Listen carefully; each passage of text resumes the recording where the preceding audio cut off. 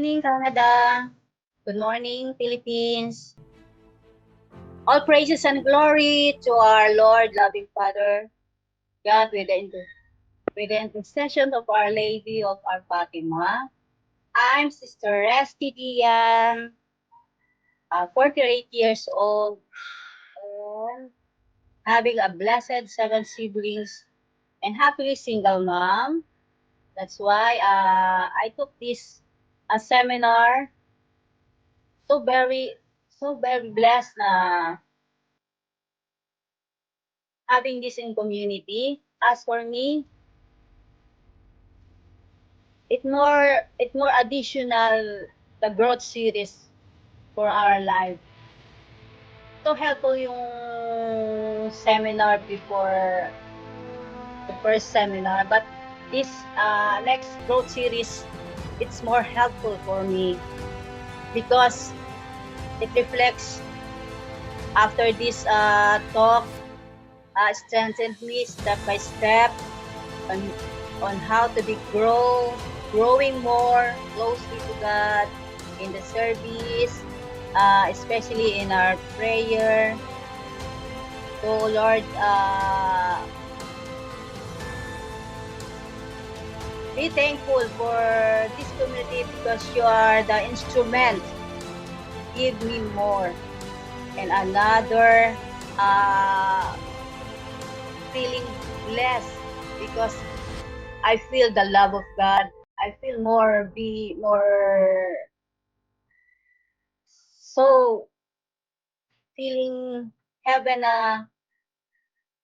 feel so sorry for me pero so blessed talaga for having here in this community, this Canada.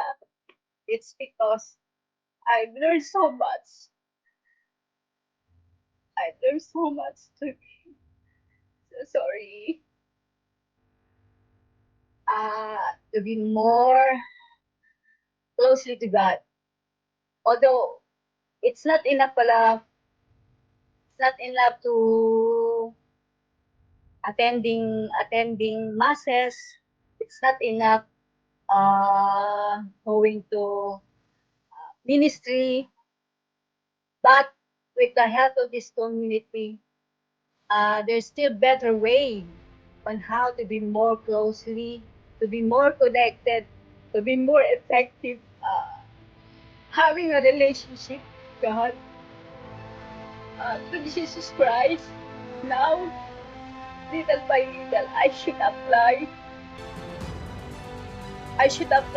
all the I've learned, all the talks, all the techniques, the practical way on how to be effective more to our daily life.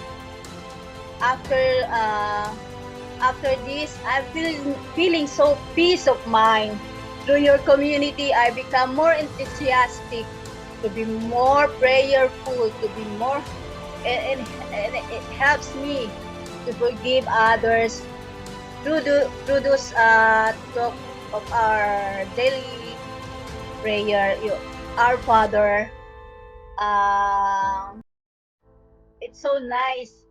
Little by little, I understand. It's so helpful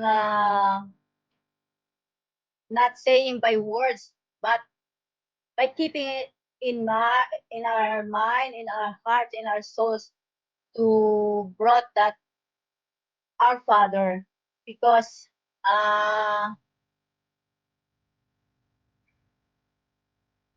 it gives your daily prayer, it gives your personal life. Before kasi